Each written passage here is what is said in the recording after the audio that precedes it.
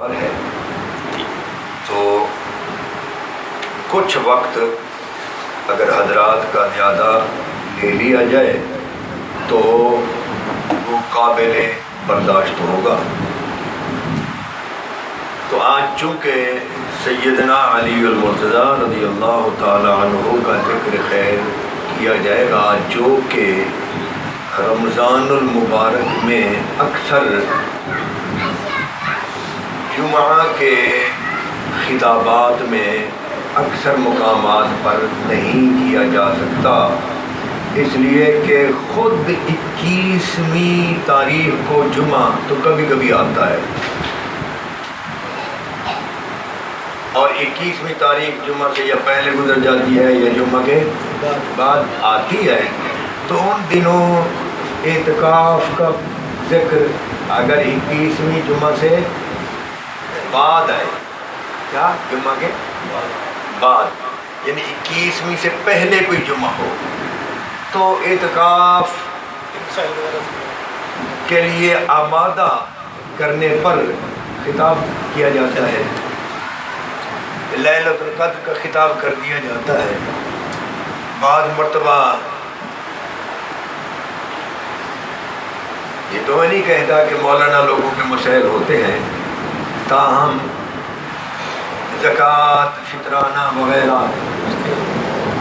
اس کی نظر جمعہ کا خطبہ ہو جاتا ہے، اور یوم سیدنا علی رضی اللہ تعالی عنہ رمضان المبارک میں آ جانے کی وجہ سے رہ جاتا ہے، اور علاوہ رمضان کے بھی باقاعدہ سیدنا علی المرتضیٰ رضی اللہ تعالی عنہ کے ذکر خیر پر مشتمل جلسے کانفرنسز وغیرہ نہیں ہو پاتی، اس لیے ہم نے چاہا کہ آج آپ کا ذکر خیر جو ہے وہ کریں گے، لیکن معمول کے مطابق تھوڑا سا ذکر ہم نے چند آیات کا بھی کرنا ہے، اور انہی آیات کی روشنی میں انہی کا سہارا لیتے ہوئے ہم سیدنا علی المرتضیٰ رضی اللہ تعالیٰ عنہ کے ذکر خیر کی طرف منتقل ہو جائیں گے۔ سب سے پہلے پہلی رکعت میں تراویح کی پہلی رکعت جو ہم نے شروع کی وہ ہے سورۃ الحدید۔ سورۃ الحدید کے آغاز سے آج تراویح کی تلاوت شروع کی گئی۔ سورۃ الحدید جو ہے یہ کب نازل ہوئی؟ پیر محمد کرم شاہ الازہری رحمۃ اللہ تعالی علیہ لکھتے ہیں، باتفاق علماء یہ سورت مدینہ طیبہ میں نازل ہوئی۔ اس کی آیات میں غور کرنے سے معلوم ہوتا ہے کہ اس کا نزول غزوہ احد اور صلح حدیبیہ کے درمیانی عرصہ میں ہوا۔ اس کا نزول غزوہ احد اور صلح حدیبیہ کب ہوئی؟ 6 ہجری میں۔ آپ نے ایک دو روز قبل یہ بات فرمائی تھی کہ سورۃ الفتح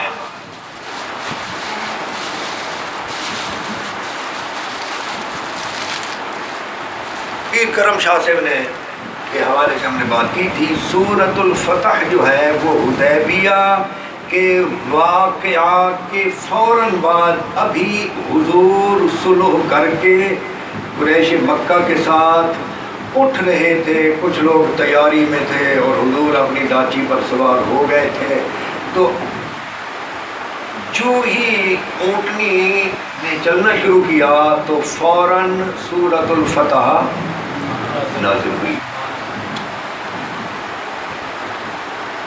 6 ہجری میں۔ فتح مکہ کب ہوا؟ بولیے دور سے 8، ٹھیک ہے۔ تو سورۃ الفتح بھی فتح مکہ سے پہلے ہے، اور یہ سورت الفتح سے بھی پہلے ہے،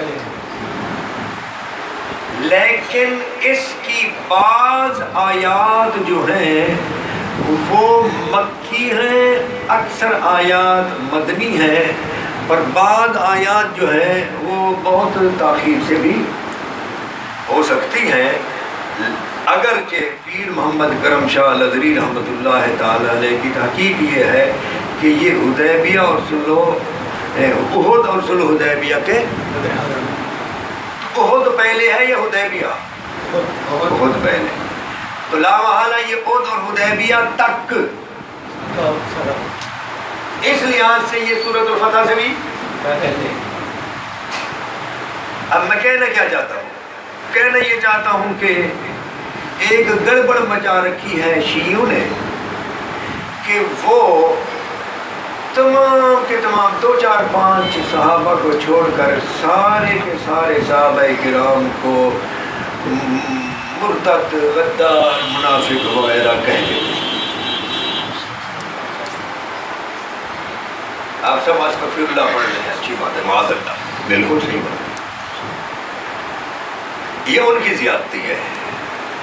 دوسری طرف ضد میں غیر شیعہ لوگ، ہم سنی لوگ جو ہیں، ہم سب کو بالکل ہر طرح سے پاکن پوک، معصوم، کسی قسم کی غلطی نہیں، سارے جنتی، کچھ ہوا ہی نہیں۔ قرآن ایسی گڑبڑ کو برداشت نہیں کرتا۔ قرآن کہتا ہے أَفَنَجْعَلُ الْمُسْلِمِينَ كَالْمُجْرِمِينَ أَمْ حَسِبَ الَّذِينَ اجْتَرَحُوا السَّيِّئَاتِ أَن نَّجْعَلَهُمْ كَالَّذِينَ آمَنُوا وَعَمِلُوا الصَّالِحَاتِ سَوَاءً مَحْيَاهُمْ وَمَمَاتُهُمْ سَاءَ مَا يَحْكُمُونَ أَمْ نَجْعَلُ الْمُتَّقِينَ كَالْفُجَّارِ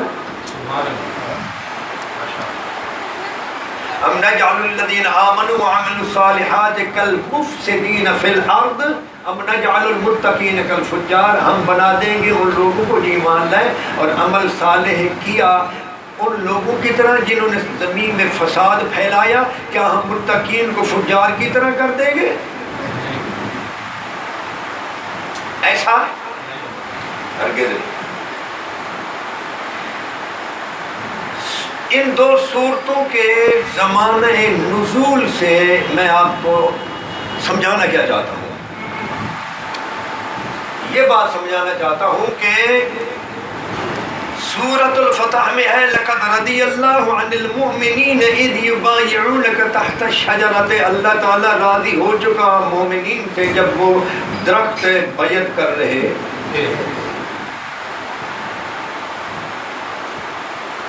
جبکہ صحیح ترجمہ ہے جب وہ درخت میں بیعت کر رہے ہیں۔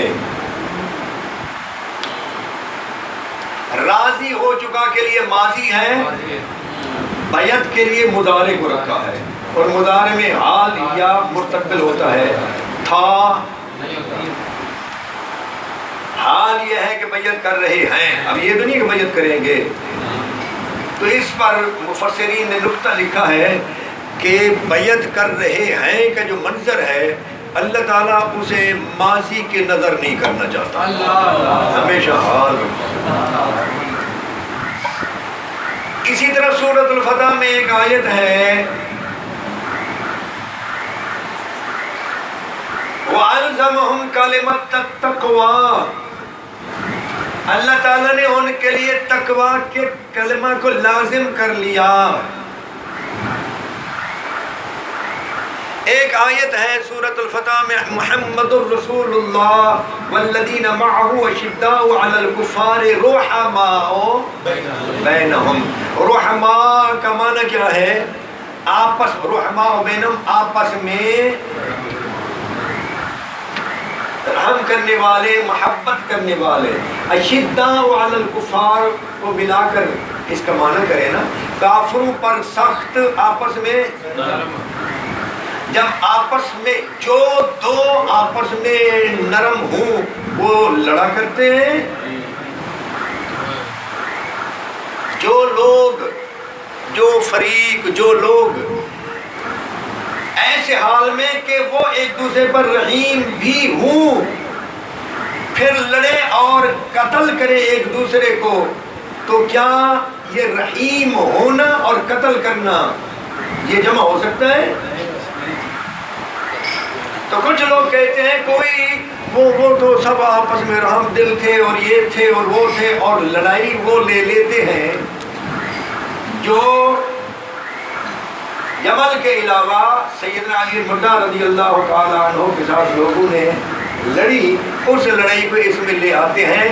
ایسے تمام حضرات سے گزارش ہے کہ صحابہ کرام رضوان اللہ تعالیٰ علیہم اجمعین کی فضیلت اور مرتبہ بالکل بجا ہے، لیکن سورۃ الفتح میں جن صحابہ کرام کا مرتبہ بیان کیا گیا ہے وہ ہیں جو حدیبیہ سے پہلے فتح حدیبیہ اور بیعت حدیبیہ جو ہے اس میں تھے۔ اس صورت میں یا تو ان کا احوال بیان کیا گیا ہے، اس لیے آیت محمد الرسول اللہ پوری آیت بھی جملہ خبریہ ہے، اس میں سارے شامل نہیں۔ فتح مکہ کب ہوا؟ میں آپ کے پہلے پوچھ چکا ہوں۔ تو جو 8 ہجری کے بعد ہے وہ اس میں شامل نہیں، جو فتح مکہ کے دن مسلمان ہوئے وہ اس میں شامل۔ اسی طرح اب آئیے جس سے ہم نے تراویح شروع کی سورۃ الحدید، اس میں جو ہے کہ لا یستوی منکم من انفق من قبل الفتح وقاتل، نہیں برابر تم میں سے جنہوں نے خرچ کیا فتح سے پہلے اور جہاد کیا، اولئک اعظم درجۃ من الذین انفقوا من بعد وقاتلوا، جنہوں نے پہلے خرچ کیا وہ بعد والوں کے خرچ کرنے اور قتال کرنے سے افضل ہیں، اعظم ہیں۔ وَكُلًّا وَعَدَ اللَّهُ الْحُسْنَى، اور تمام کے لیے اللہ تعالیٰ نے بھلائی کا وعدہ کیا ہے۔ یہ کون لوگ ہیں؟ یہ وہ ہیں جو حدیبیہ سے پہلے خرچ کر گئے، پہلے قتال کر گئے۔ اس میں فتح مکہ کا ذکر نہیں ہے، یہ یاد رکھنا۔ اس پر میں آپ کو بخاری کی ایک حدیث سناؤں۔ حضرت براء بن عازب رضی اللہ تعالی عنہ روایت کرتے ہیں، بخاری شریف کی حدیث نمبر ہے 4150۔ فرماتے ہیں کہ لوگوں، تم فتح مکہ کو فتح شمار کرتے ہو اور ہم حدیبیہ کو، بیعت رضوان کو جو حدیبیہ کے دن ہوئی تھی، ہم اس کو فتح کہتے ہیں۔ تم لوگ 2 سال بعد جو فتح ہوئی نا مکہ کی، تم اس کو فتح کہتے ہو۔ ہم انتم تعدون انتم الفتح، تم گنتے ہو، یہ تم کن کو کہہ رہے ہیں؟ آگے ہیں وَنَحْنُ، اور ہم کس کو کہہ رہے ہیں؟ تو معلوم ہوگا یہ زمانے کی بات ہے۔ ہمارے زمانے کے جو لوگ ہیں وہ حدیبیہ کو فتح کہتے تھے، اور تم لوگ تاکہ لہو انگلیوں کو لہو لگا کر ہم بھی شہیدوں میں شامل ہو۔ سمجھ آ رہی ہے نہیں آ رہی؟ تو نہ سورہ حدید کے کل وعد اللہ الحسنہ میں یہ فتح مکہ والے شامل ہیں؟ اگر وہ شامل ہوں تو پھر ہم سب شامل ہیں۔ حدیبیہ کے بعد والے پھر سب لوگ اگر شامل ہوں، اور یہ قرآن کا جو خطاب ہے جی اللہ رب العزت کا یہ خطاب اگر سب کے لیے ہو تو پھر قیامت تک کے لیے سارے شامل ہیں۔ تو پھر کیا وَكُلٌّ وَعَدَ اللَّهُ الْحُسْنَى، حسنہ کا معنی کیا جاتا ہے جنت، تو سب کے لیے جنت واجب ہوگی جو کچھ کرتا ہے۔ پھر ہم نجعل المتقین کالفجار کدھر جائے گا؟ ان الابرار لفی نعیم وان الفجار لفی جحیم کدھر جائے گا؟ فمن یعمل مثقال ذرۃ خیرا یرہ ومن یعمل مثقال ذرۃ شرا یرہ کدھر جائے گا؟ بہت سی آیات ہیں۔ تو یہ تاریخ یاد رکھنا، سورتوں کا نزول۔ اس مقام پر روح المعانی میں، تفسیر منیر وہب زہیلی میں اور دوسری تفاسیر میں یہ جو نزول کا جو ہے تعین اور تاریخ میں سب میں دے کر آیا ہوں، بہت سی تفاسیر میں۔ آپ کی سہولت کے لیے میں نے اپنے سامنے اس وقت ضیاء القرآن کو رکھا ہے، ان میں آپ نزول دیکھ لیں ان صورتوں کا۔ جب آپ کو یہ بات سمجھ آ گئی کہ کیا آپ نے آج سے پہلے یہ سنا ہے کہ صحابہ کس کو فتح کہتے تھے؟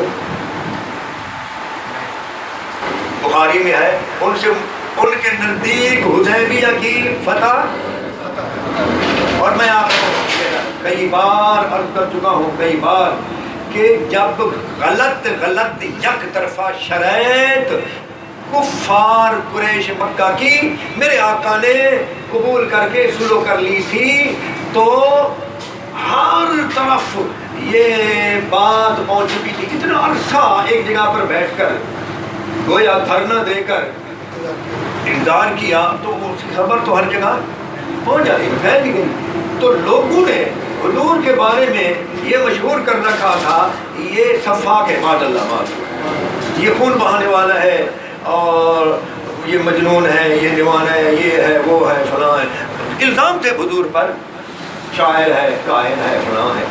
تو اللہ تعالیٰ نے فرمایا بھونڈی شرائط، سلو کی بھونڈی شرائط طے کر کے آپ نے جب سلو کر لی ہے، اور آپ کے سلو کرنے کا معاملہ واقعہ چار سو پھیل گیا ہے، جہاں جہاں تک آپ کا بیٹھنا اور قریش مکہ کے ساتھ مذاکرات کرنا، یہ افواہ جہاں جہاں تک پہنچی تھی، سلو کر کے حج کیے بغیر، مکہ پر آنے کے باوجود، مکہ کے قریب پہنچ جانے کے باوجود حج عمرہ وغیرہ طواف کیے بغیر واپس چلا جانا بھی اتنا مشہور ہوا۔ جب اتنا مشہور ہوا تو جہاں جہاں تک بات پہنچی تو وہ لوگ کہنے لگے یار یہ تو ہم سنتے تھے وہ تو بڑا لڑاکا ہے، یہ ہے، وہ ہے، اور وہ مجنون ہے اور پاگل ہے، تو وہ تو انتہا پسند ہوتے ہیں، ایسے لوگ تو انتہا پسند ہوتے ہیں، تو ایسا تو نہیں ہے وہ۔ اور پھر بندے بھی یکدم ایک جگہ پر اس کے پاس اتنے جمع تھے اور وہ سلو کر کے واپس چلا گیا، تو یہ تو سب غلط بات ہے، غلط افواہ تھی جو ہم تک پہنچتی گئی۔ چلو چلو دیکھتے ہیں، ان کو مل کر آتے ہیں، ملاقات کر کے آتے ہیں، دیکھ کر آتے ہیں کیسے ہے۔ تو جب حضور واپس ہو رہے تھے اور اونٹنی پر بیٹھ چکے تھے، اسی وقت آیات نازل ہوئی، انا فتحنا لک فتحا مبینا لیغفر لک اللہ ما تقدم من ذنبک وما تأخر ویتم نعمته علیک ویہدیک صراطا مستقیما والذی انزل السکینۃ فی قلوب المؤمنین لیزدادوا ایمانا مع ایمانہم۔ ایک صحابی فرماتے ہیں حضور ان آیات کو مزے سے پڑھ رہے تھے، مزہ لے کر، اور بخاری میں ہے کہ یرجعو، اپنی آواز میں ترجیع کر رہے تھے۔ ترجیع کہتے ہیں کہ آواز کو ذرا نچانا، آواز کو نچانا۔ ایک تو یہ ہے نا اللہ اکبر، یہ ایک ہے اللہ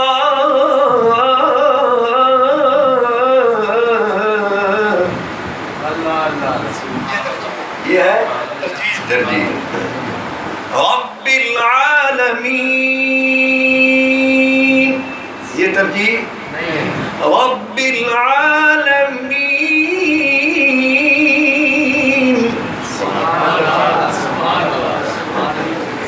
حضور ترجیح ہی۔ تو قرآن نے جب فتحنا لک فتحا مبینا جس دن کہا، اصل فتح اور وہ 6 کی ہے، 8 ہجری کی اصل فتح نہیں، لیکن ہم مانتے ہیں کہ وہ بھی فتح ہے، لیکن ان صورتوں کا نزول اس سے یہ جو کہا گیا ہے کہ فتح مکہ سے، فتح سے پہلے، فتح سے پہلے اور اس کے بعد، تو حدیبیہ کے بعد فتح مکہ سے پہلے جو ہے نا فتح کے بعد وہ ہے جو حدیبیہ کے تو بعد ہے، لیکن فتح مکہ سے پہلے ہے. اور ہم جس کو کلم وعد اللہ والحسنہ میں گھسیڑنا چاہتے ہیں وہ تو فتح مکہ کے دن مسلمان ہے. ایک تو یہ آپ سن لیں اور یاد رکھیں. اب آگے چلتے ہیں. یہ ہے سورۃ الحدید. میں نے آپ کو عرض کیا تھا کہ آج ہم اس بات سے تو قاصر ہیں کہ کافی سارا وہ جو خلاصہ ہم پیش کیا کرتے ہیں وہ آپ کے سامنے پیش کر سکیں. سورۃ المجادلہ جو ہے اس کی ایسی آیت ہم آپ کے سامنے لے رہے ہیں جس میں سیدنا علی المرتضیٰ رضی اللہ تعالی عنہ کی فضیلت، چونکہ ہم منا رہے ہیں ان کا یوم، لنگر بھی ہم نے کیا ہے. اس میں یہ ہے، یہ سورہ مجادلہ کی آیت نمبر ہے جی 12 اور 13. اس کا ترجمہ آپ سماعت فرمائیں پیر صاحب کے ترجمہ میں سے. یا ایھا الذین آمنوا اذا ناجیتم الرسول فقدموا بین یدی نجواکم صدقہ. اے ایمان والو جب تنہائی میں بات کرنا چاہو رسول مکرم سے تو سرگوشی سے پہلے صدقہ دیا کرو، یہ بات تمہارے لیے بہتر ہے اور دلوں کو پاک کرنے والی ہے، اور اگر تم اس کی سکت نہ پاؤ تو بے شک اللہ تعالیٰ غفور رحیم ہے. یہ آیت نمبر 12 ہے. آگے آیت نمبر 13. کیا تم اس حکم سے ڈر گئے کہ تمہیں سرگوشی سے پہلے صدقہ دینا چاہیے، اور جب تم ایسا نہیں کر سکے تو اللہ نے تم پر نظر کرم فرمائی، پس اب تم نماز صحیح ادا کیا کرو اور زکوٰۃ دیا کرو اور تابعداری کیا کرو اللہ اور اس کے رسول کی، اور اللہ تعالیٰ خوب جانتا ہے جو تم کرتے ہو.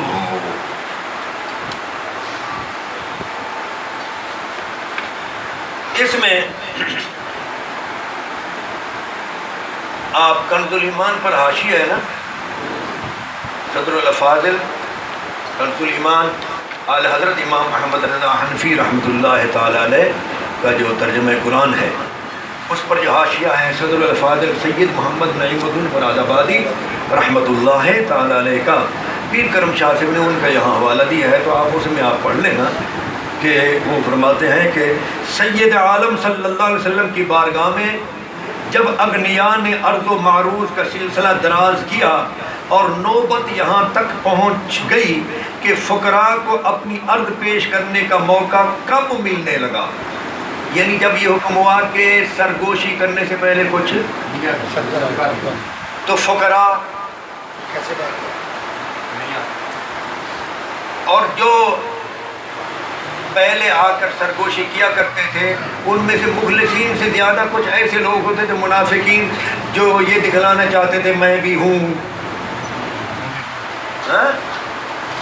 میں بھی ہوں، تاکہ پتہ چلے کہ یہ حضور کے مقرب ہیں، اور حضور کسی کی دل آزاری نہیں کرتے تھے تو وہ ہر وقت دھمکتے اور پوچھنے لگ جاتے، تو ان کی راہ بند کرنے کے لیے یہ آیات نازل ہوئی.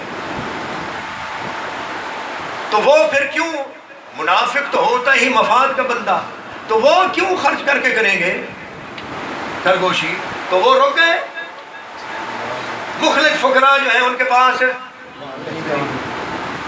تو ان پر گراں گزرا یہ کیسے ہوگا، مسئلہ کیسے پوچھے. تو ایک دن کے لیے یہ حکم ہوا، دن کی پہلی ساعت میں اترا، شام تک یہ حکم منسوخ ہو گیا. ایک دن میں سب کو پرکھ لیا گیا.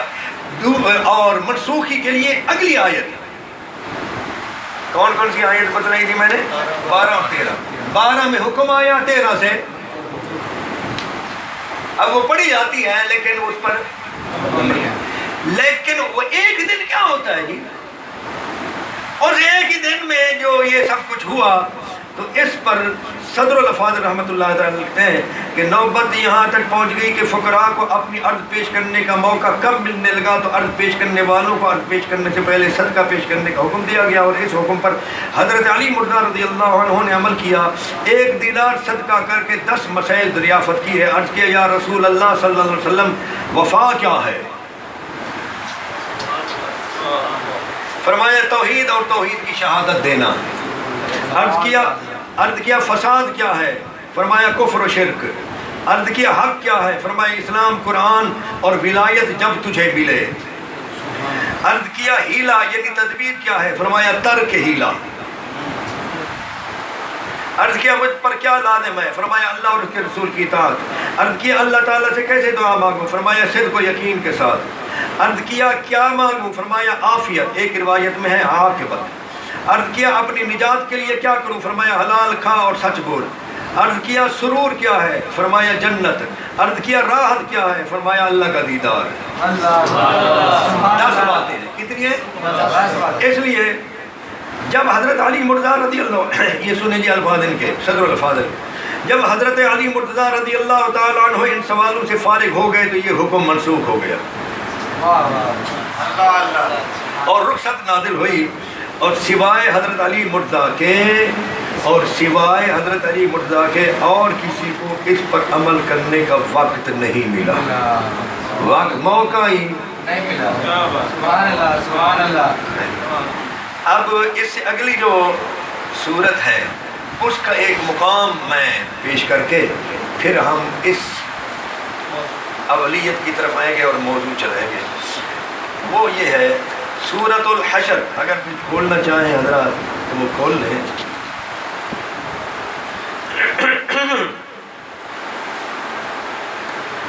اللہ تعالیٰ فرماتے ہیں کہ ہم نے جو اور رسول کریم جو تمہیں عطا فرمائے وما آتاکم الرسول فخذوہ، اور رسول کریم صلی اللہ علیہ وسلم جو تمہیں عطا فرمائے وہ لے لو، اور جس سے تمہیں روکیں تو رک جاؤ، اور ڈرتے رہا کرو اللہ سے، بے شک اللہ تعالیٰ سخت عذاب دینے والا ہے. نیز وہ مال نادار مہاجرین کے لیے ہے جنہیں جبراً نکال دیا گیا تھا ان کے گھروں سے اور جائیدادوں سے. یہ نیک بخت اور گھروں سے اور جائیدادوں سے، جنہیں نکال گیا تھا گھروں سے اور جائیدادوں سے. یہ نیک بخت تلاش کرتے ہیں اللہ کا فضل اور اس کی رضا، اور ہر وقت مدد کرتے رہتے ہیں اللہ اور اس کے رسول کی. کس کا ذکر ہو رہا ہے؟ مہاجرین کا. یہی راست باز لوگ ہیں، یہ تو ہیں مہاجرین. آگے کن کا ذکر ہے؟ اگلی آیت میں، آیت نمبر 9. اور اس مال میں ان کا بھی حق ہے جو دار ہجرت میں مقیم ہے، جو ہجرت کر کے جہاں لوگ آئے وہاں پر مقیم ہے. وہ کون سی جگہ ہے؟ اور ایمان میں ثابت قدم ہیں مہاجرین کی آمد سے پہلے، محبت کرتے ہیں ان سے جو ہجرت کر کے ان کے پاس آتے ہیں، اور نہیں پاتے اپنے سینوں میں کوئی خلش اس چیز کے بارے میں جو مہاجرین کو دے دی جائے، یعنی ان کی جائیداد میں سے. اور یاد رکھنا سورہ انفال میں ہے پہلے تو مہاجر اور ایک انصاری کو آپس میں جو بھائی بنایا گیا تو اس میں وراثت بھی برابر تقسیم ہوتی تھی. یہ بعد میں جا کر منسوخ ہوئی. یہ آپ سورہ انفال کا آخری رکوع پڑھیں. پہلے یہ وراثت میں بھی معاملہ برابر تھا. اور میں آپ کو پچھلے درسوں میں عرض کر چکا ہوں کہ بعض انصار نے تو جن کے ہاں 2 بیویاں تھیں تو خوبصورت جو بیوی تھی اسے طلاق دے کر عدت گزروا کر اپنے مہاجر میں جو زیادہ پیاری تھی.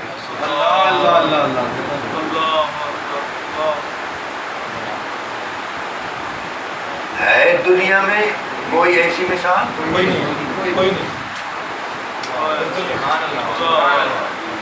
ہے نہیں؟ کیا خیال ہے؟ اچھا یہ جو موقع پر بولنا ہوتا ہے نا، یہ بھی اللہ تعالیٰ کسی کو دیتا ہے. ہمارے یہاں ایک گاؤں میں ایک دیہاتی ہے بالکل ان پڑھ. گاؤں میں کسی آدمی نے شادی کر لی، اتنا دیر سے وہ عورت رک نہیں رہی تھی. یہ گئے عدالت میں، کئی پیشیاں ہوئی. ایک آخر میں اس کو جس کا میں ذکر کر رہا تھا اس کو لے گئی گواہ کے طور پر. تو کہنے لگی جی ہاں بھی اب کیا کرنا ہے یار، یہ رہنا نہیں چاہتی اور وہ رکھنا چاہتا ہے، اور تم بولو اب ہم کیا کریں. قصور عورت کا تھا ذرا. تو یہ جو کسان آدمی تھا نا بالکل چٹا ان پڑھ، اس نے کہا سر اپنی سریکی نے بات کر رہا ہوں، اردو میں نہیں. ہاں جی. اس نے کہا جی ہم دھیاں تو دیا کرتے ہیں، لوگوں کو دھیاں دیا کرتے ہیں اور بہنیں بھی نکاح میں دیتے ہیں، لیکن کوئی بیوی نہیں دیتے. کہتے اتنا متاثر ہو کر کے جاؤ بابا اس کے ساتھ رہو. تو لیکن بیوی کون دیتا ہے؟ ہم بیٹیاں دیتے ہیں جی اور بہنیں دیتے ہیں، لیکن کہنے بڑا ہو چکا.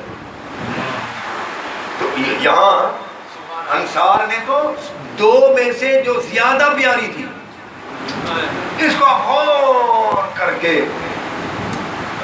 تولتے رہے. کتنی بڑی بات. اچھا جی.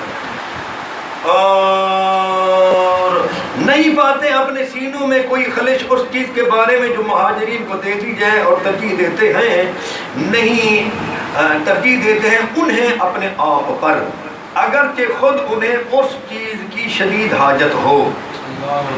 اور جس کو بچا لیا گیا ہے اپنے نفس کی حد سے تو وہی لوگ بامراد ہیں. یہ ہے آیت نمبر 9. آگے ہے جی آیت نمبر 8 میں مہاجرین کا ذکر. ذرا غور کیجئے گا. آیت نمبر 8 میں، آیت نمبر 9 میں ان مہاجرین کو ٹھہرانے والوں کا ذکر. اب آیت نمبر 10 میں بھی ذکر ہے. وہ کس کا ہے؟ والذین جاءوا من بعدهم یقولون ربنا اغفر لنا ولاخواننا الذین سبقونا بالایمان. اور اس مال میں ان کا بھی حق ہے جو ان کے بعد آئے. کس مال میں؟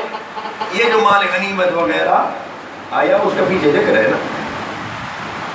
جو کہتے ہیں اے ہمارے پروردگار ہمیں بھی بخش دے اور ہمارے ان بھائیوں کو بھی جو ہم سے پہلے ایمان لے آئے، اور نہ پیدا کر ہمارے دلوں میں بغض اہل ایمان کے لیے، اے ہمارے رب بے شک تو رؤوف الرحیم ہے.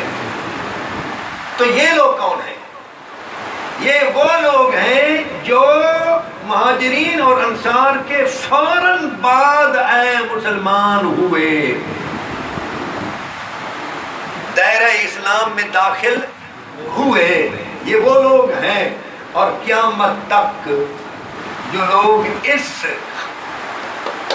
روش پر رہیں گے کہ پہلو کے لیے مغفرت طلب کرتے رہیں گے، ان کے دلوں میں کینہ نہیں ہوگا. اب اس کی تفسیر جو ہے وہ آپ سماعت فرمائیں.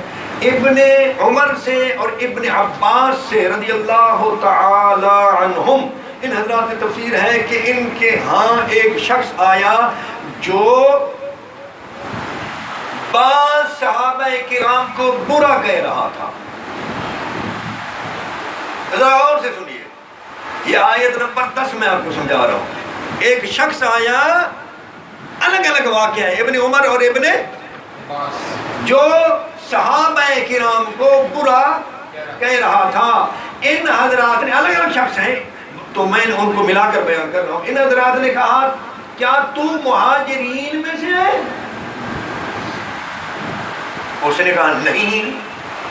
فرمایا پھر کیا تو انصار میں سے ہے؟ اس نے کہا نہیں. تو آپ نے فرمایا اگر تو مہاجرین میں سے بھی نہیں اور انصار میں سے بھی نہیں تو پھر تو اس تیسری قسم میں سے بھی نہیں ہے. وہ کیسے؟ اس لیے کہ تیرے دل میں مہاجرین اور انصار کے بارے میں کینہ ہے، لہذا تو اس آیت میں شامل نہیں. لہذا جو لوگ بعض مہاجرین اور انصار سے عداوت رکھتے رہے، ان کو سب و شتم کرتے رہے، ان کی پیروی نہیں کرتے رہے. ذرا بولیے، اگر کسی شخص نے ایسے کسی شخص نے جو اس وقت موجود تھا ایک خلیفہ راشد کی بیعت نہ کی ہو، اس کو خلیفہ راشد نہ مانا ہو، اور باقی سب مہاجرین اور انصار نے اسے خلیفہ مانا ہو، تو قرآن کہتا ہے کہ مہاجرین اور انصار کی پیروی کرنے والے جو ہیں وہ اچھے ہیں. وہ ہیں والذین اتبعوہم بإحسان، تو جو خلیفہ راشد کو مانے نہیں، اس کی بیعت نہ کرے، تو اس نے ایک تو اس خلیفہ کی اطاعت نہ کی، باقی جن مہاجرین نے اس خلیفہ کی بیعت کی تھی تو اس نے ان مہاجرین کی اتباع بھی نہ کی، اور جن انصار نے اس خلیفہ کی بیعت کی تھی اس نے ان انصار کی بیعت بھی نہیں کی۔ بولیے، مہاجرین نے بھی مان لیا۔ اس لیے امام احمد بن حنبل رضی اللہ تعالیٰ عنہ کے ارشاد پاک ہے کہ جس شخص نے حضرت سیدنا علی المرتضی رضی اللہ تعالیٰ عنہ کو چوتھا خلیفہ نہیں مانا، خلیفہ راشد ہے نا چوتھے نمبر پر، تو وہ فرماتے ہیں وہ اپنے گھر کے گدھے سے بھی زیادہ گمراہ، گھریلو گدھے سے بھی۔ یہ ابن تیمیہ نے نقل کیا ہے۔ کوئی ہو وہ کوئی ہو، ہم کسی کا نام نہیں لے رہے، تو یہ یاد رکھنا چاہیے قرآن نے تو ہر چیز بیان کر دی ہے، قرآن نے ہر چیز۔ آئیے جی، اب یہ 21واں یوم مولا علی علیہ السلام کا یوم ہے، اس میں چند باتیں ذکر کر دیتے ہیں۔ آج میں چند باتیں وہ ذکر کروں گا جن میں سیدنا علی المرتضی رضی اللہ تعالی عنہ کا سب سے افضل ہونا ثابت ہوتا ہے، سب سے ہاں، اگرچہ میرا عقیدہ جو ہے وہ یہ ہے کہ میں 5 تن پاک کو جن کو حضور نے چادر میں لے لیا، میں ان تمام کا مقابلہ کسی سے جائز نہیں سمجھتا۔ وہ مقابلے مفاضلہ موازنہ سے باہر مستفیض ہے، ٹھیک ہے۔ تاہم اب میں کسی کا نام نہیں لوں گا سیدنا علی رضی اللہ تعالیٰ عنہ کے مقابلے میں ہے جی، فقط ان کی وہ باتیں چند آپ کے سامنے عرض کروں گا جن سے ان کی افضلیت الخود ثابت ہوتی ہو۔ چند باتیں آپ لکھ لیں کہ کوئی بندہ کسی دوسرے انسان سے افضل ہوتا کن وجوہ کی بنا پر؟ نسب کی فضیلت، علمی فضیلت، یہی ہے نا، اچھے خاندان سے ہونا، یہ حدیث پاک میں ہے۔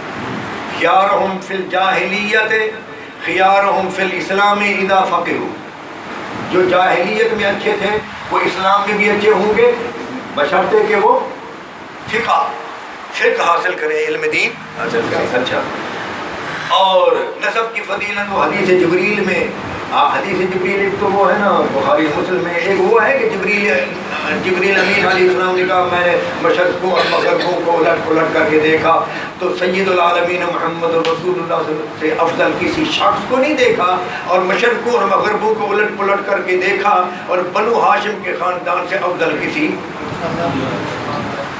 یہ دونوں باتیں اس حدیث میں ہیں، ہاں جی، جبکہ اکثر حضور تک ہی بیان کیا جاتا ہے۔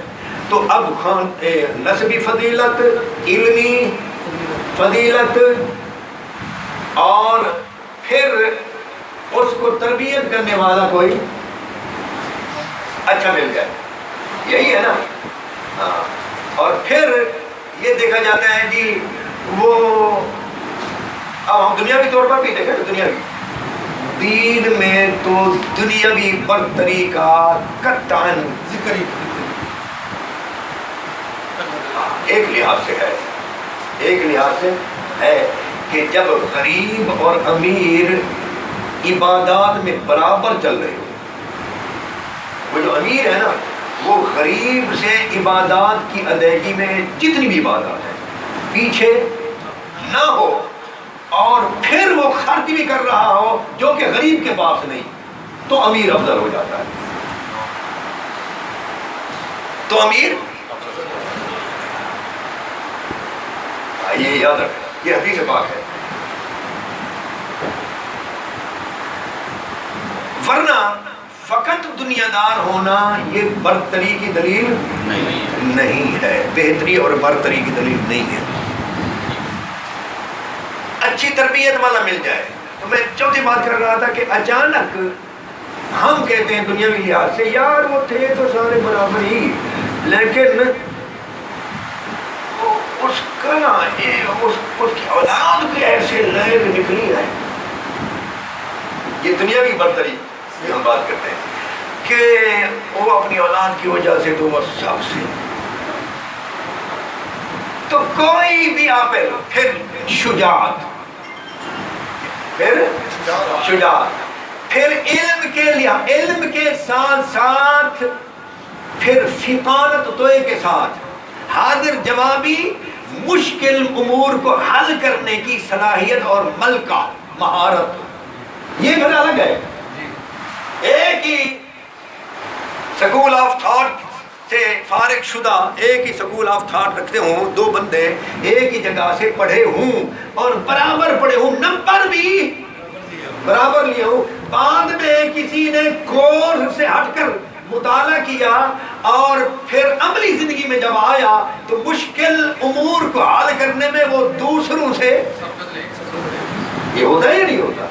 تو یہ بھی اس کی برتری اور افضل کی دلیل ہے. ٹھیک ہے جی. اب جب آپ نے یہ سب سن لیا تو اب بدلیں خاندانی لحاظ سے سیدنا علی المرتضیٰ کا خاندان کون سا ہے؟ بنو ہاشم. اور اس کی فضیلت بیان جو کی سیدنا فاروق اعظم نے، آپ سے کسی نے مسئلہ پوچھا،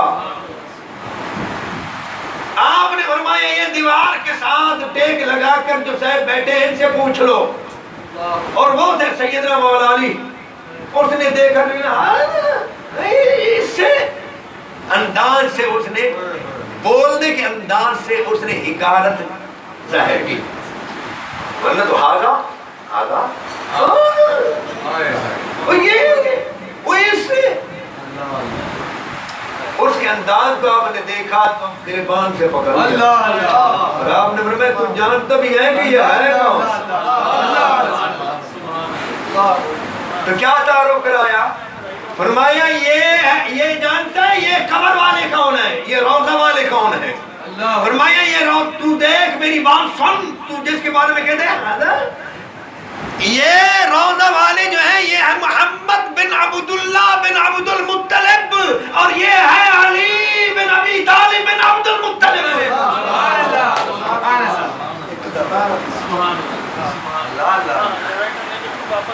ہے یہ نہیں؟ یہ ہے نصیحت. کتنا فرق ہے؟ صرف پیو کا، صرف ابا کا. کیا خیال ہے؟ دادا. اسی لیے تو حضور نے فرمایا ایک حدیث پاک میں، اور کل پرسوں ایک سے ایک بیان کر رہے تھے، پٹوہاڑ علاقے سے تعلق رکھتے ہیں، ٹی وی پر بیان کر رہے تھے، میرے دوست ہیں، میں نام نہیں لیتا. تو وہ ایک حدیث پاک میں ہے کہ ایک قبیلہ والوں نے کچھ گڑبڑ کی، تکبر کیا. نبی اکرم صلی اللہ علیہ وآلہ وسلم نے ان کو پیغام فرمایا، ان کو پیغام پہنچا دو وہ سیدھے ہو جائیں. وہ سیدھے ہو جائیں. اگر سیدھے نہ ہوئے تو میں ان کے خلاف ایک ایسے شخص کو بھیجوں گا کا نفسی، جو میری جان ہے، میری مانند ہے، میری مثل ہے. تو وہ صاحب جو بیان کر رہے تھے تو انہوں نے کہا کہ اس پر کچھ صحابہ کرام جو ہے نا کھڑے ہوئے، یعنی باری باری. ایک صاحب نے کہا وہ میں ہوں، حضور نے فرمایا نہیں. دوسرے صاحب نے کہا، تو اس نے یہ جو میں نے ایک صاحب نے کہا تو اس نے یہ بھی نہیں کہا، بلکہ بعض صحابہ کچھ بڑے بھی تو لوگ تھے، اکابر بھی ہوتے ہیں، وہ کھڑے ہوئے انہوں نے کہا جی میں ہوں جی. تو حضور نے فرمایا نہیں. یعنی حدیث پاک میں جو نام ہے وہ نام کیوں نہیں لیتے ہو یار؟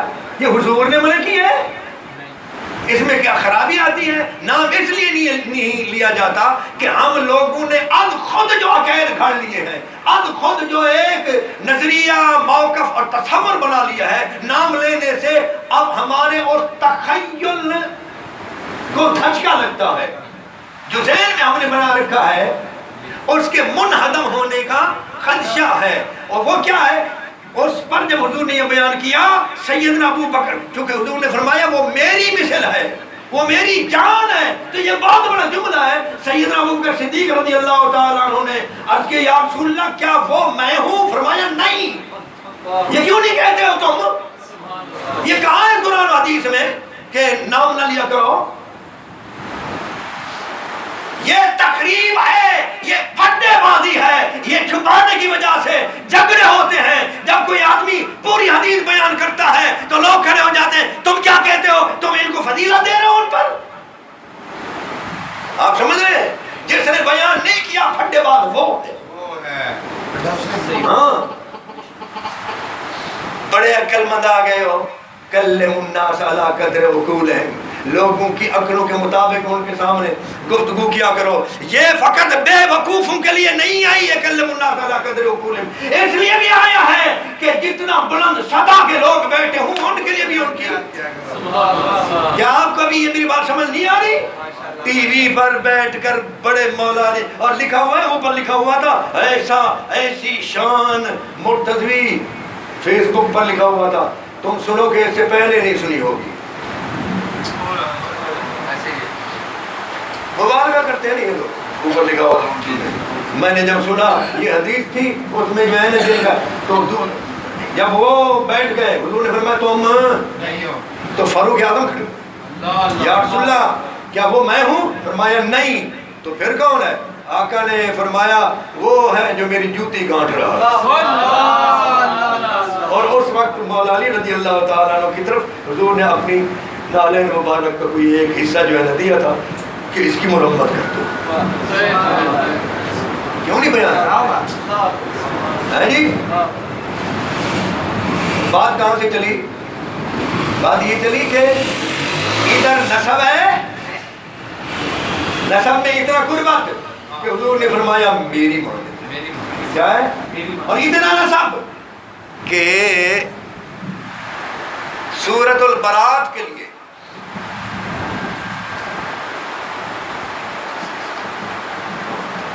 آگے سورۃ البرات کے لیے آقا نے صلی اللہ علیہ وآلہ وسلم سیدنا ابوبکر صدیق اکبر رضی اللہ تعالیٰ عنہ کو بھیجا. یہ برات سورہ وہاں تلاوت بھی کرو اور کفار کے ساتھ جو معاہدہ تھا اس معاہدے کے ختم ہونے کا اعلان بھی کر دو.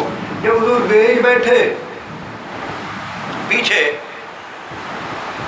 جبریل امین آئے, انہوں نے کہا یا رسول اللہ یہ قریش جو ہے یہ اس وقت تک معاہدے کی تنسیخ کو قبول نہیں کرتے جب تک کہ وہ جس نے معاہدہ کیا تھا وہ خود نہ ہے یا اس کے حسب کا نسب کا خون کے رشتے کا آدمی. اس لیے یہ آپ کو جانا پڑے گا.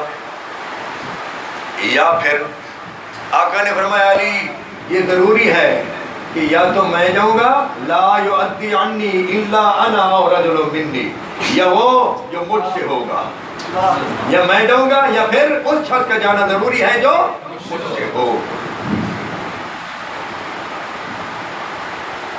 تو مولا علی کو بھیجا اور فرمایا یہ اعلان ان سے لے لو, یہ اعلان آپ کرنا, باقی حج کے دیگر امور جو ہے نا وہ خود نبھائیں گے.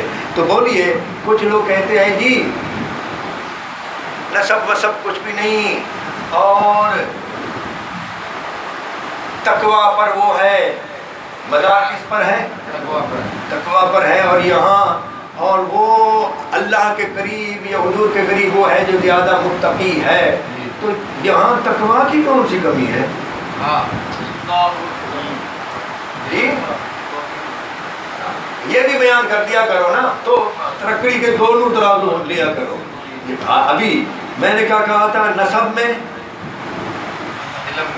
سب سے ہے مقابلہ کسی کا. پھر کیا, پھر یہ ہے کہ اس کو استاد اچھا مل جائے, اور جس کو گھٹی سے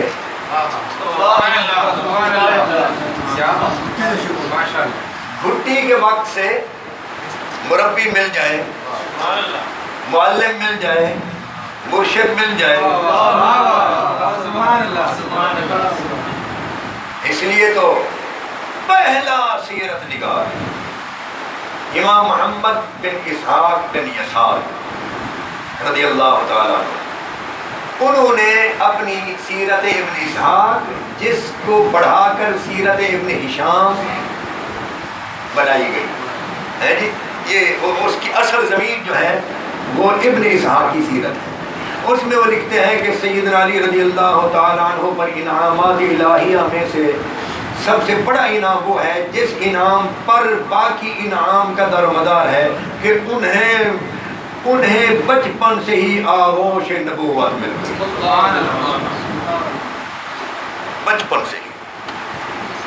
تو باقی سارے انعامات انہی پر ہیں، ٹھیک ہے جی۔ تو تربیت، مربی، معلم، مرشد اور پھر سسر اپنے گھر میں پال کر، بعض لوگوں نے لکھا ہے کہ یہ جی اچھی لڑکی کا مل جانا یہ بھی افضلیت کی دلیل نہیں ہے، نسب بھی افضلیت کی دلیل نہیں ہے۔ وہ بعض لوگ بھی وہ ہیں جنہیں ہم امام کہتے ہیں، یہ جان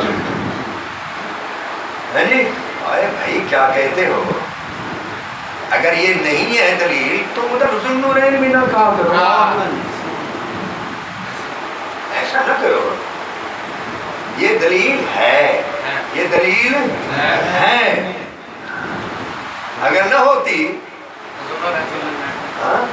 اگر نسب اور نسبت یعنی اچھے خاندان میں وہ ہو جائے تو یہ تو نسبت ہے نا، آپ کی نسبت ہوگی ان سے، نسب بھی بلند، شادی اچھے گھرانے میں ہو جائے تو وہ بھی افضلیت کا سبب ہوتا ہے۔ اس لیے ایک حدیث پاک میں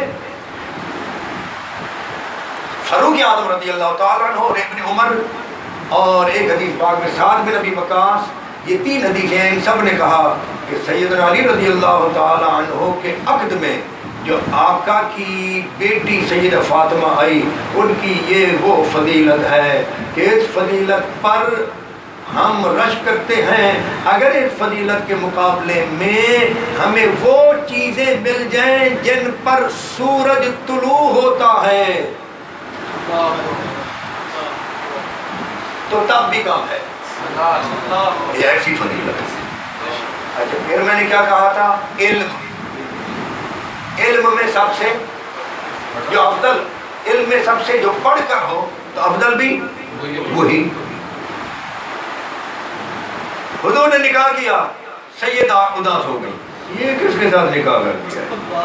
یہ ہے، یہ ذکر ہے۔ آقا نے فرمایا کیا تو اس بات پر خوش نہیں ہوتی کہ میں نے تیرا نکاح اس شخص سے کیا ہے جو میری امت میں اقدم امتی سلمن، اسلام میں سب سے پہلا، اکثرہم علمن، علم میں سب سے زیادہ، اعظمہم علمن، بردباری اور وقار میں سب سے بڑا۔ مال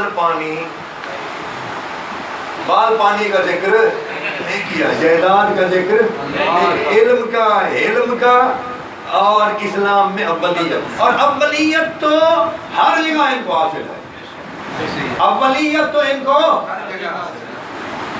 فقط اسلام کی اعلان نبوت کے بعد، اعلان نبوت کے بعد اسلام کی قبولیت میں ایک انسان ان پر سبقت کر سکا، اس انسان کا نام ہے سیدتنا خدیجہ الکبریٰ سلام اللہ علیہا۔ ان کے علاوہ ان پر کوئی دوسرا انسان سبقت حاصل نہیں کر سکتا۔ حتیٰ کہ ایک حدیث پاک میں سیدنا عفیف کندی رضی اللہ تعالیٰ بیان کرتے ہیں، اور اس میں سیدنا عباس بن عبد المطلب کا ذکر ہے۔ عفیف کندی کہتے ہیں میں مکہ میں آیا، تاجر تھا کپڑوں کا اور عطر وغیرہ کا خوشبو، میں یہ خریدنے آیا، حضرت عباس کی بھی دکان تھی، تو میں نے دیکھا ابھی سورج طلوع ہونے کے بعد تھوڑا سا چمکا تو 3 نفوس باہر آئے،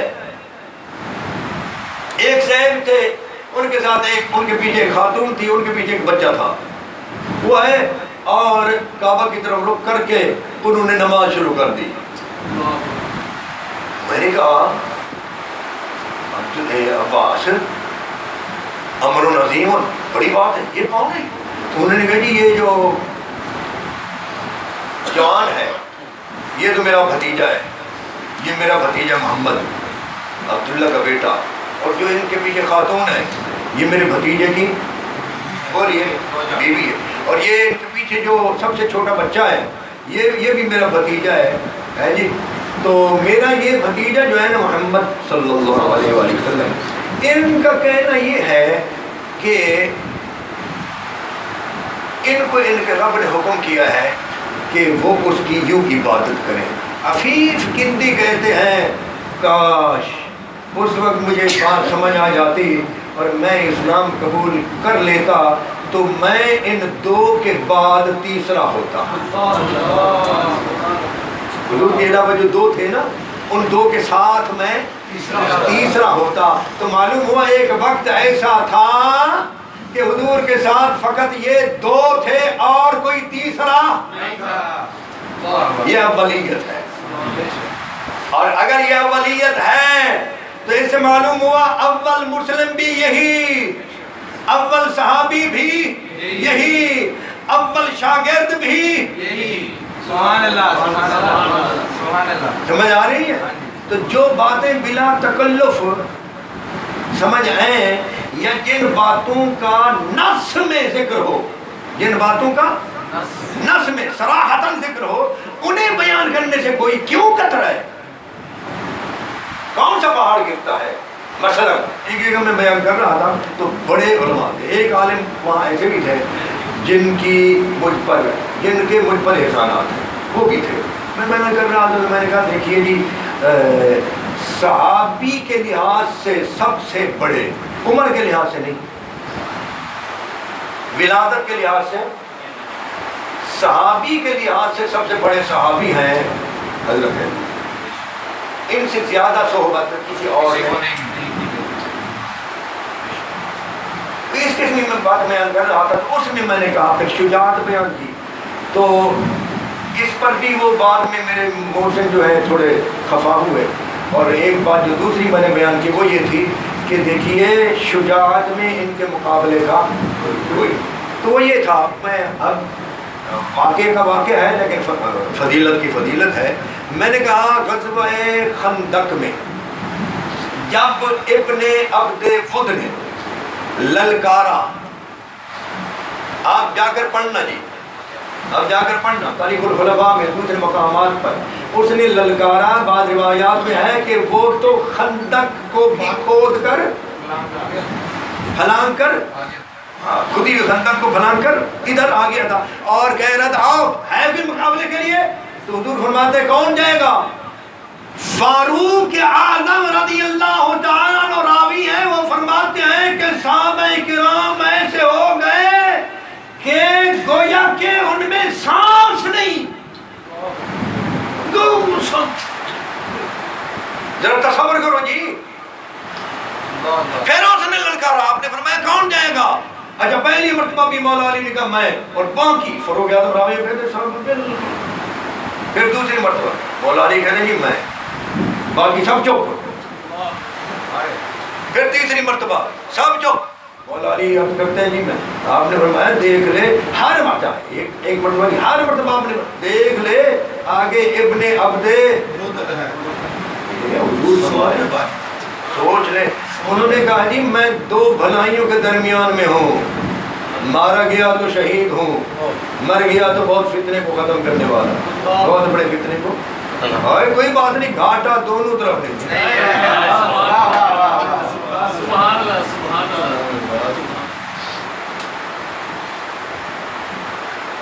آپ سمجھ گئے جی؟ اور غزوہ خیبر میں آپ چلے گئے،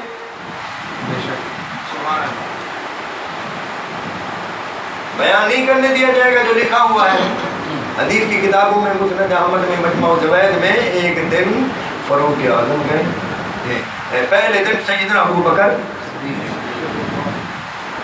غزوہ خیبر میں جنگ ہوئی، وہاں جا کر جنگ کی۔